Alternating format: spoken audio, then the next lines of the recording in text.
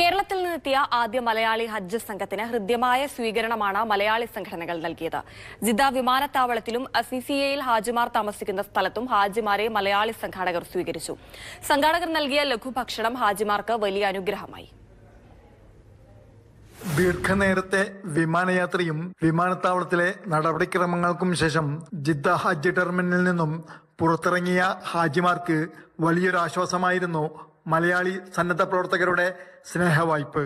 പാനീയങ്ങളും പഴങ്ങളും ഈത്തപ്പഴവും അടങ്ങിയ കിറ്റ് നൽകിയാണ് ഹാജിമാരെ ജിദ്ദ വിമാനത്താവളത്തിലും മക്കയിലെ അസീസിയയിലും KMCC പ്രവർത്തകർ സ്വീകരിച്ചത്.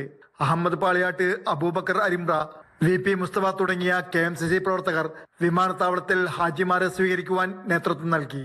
മക്കയിലെ അസീസിയയിലെത്തിയ ഹാജിമാർക്ക് അസീസിയയിലെ 92-ാം കെട്ടിടത്തിലെ താമസ സ്ഥലത്ത് മക്ക KMCC നൽകിയ സ്നേഹവായ്പിന് കുഞ്ഞുമോൻ കാക്കിയ, മുജീബ് പോക്കൂട്ടൂർ, സുലൈമാൻ മാളിയേക്കൽ എന്നിവർ നേതൃത്വം നൽകി.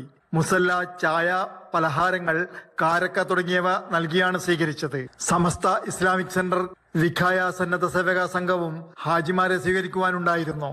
അബൂബക്കർ ദാരിമി, ആലമ്പാടി, ജാബിർ നാദാപുരം എന്നിവർ നേതൃത്വം നൽകി. Jafar Ali Palakkode, Mathrubhumi news, Jeddah.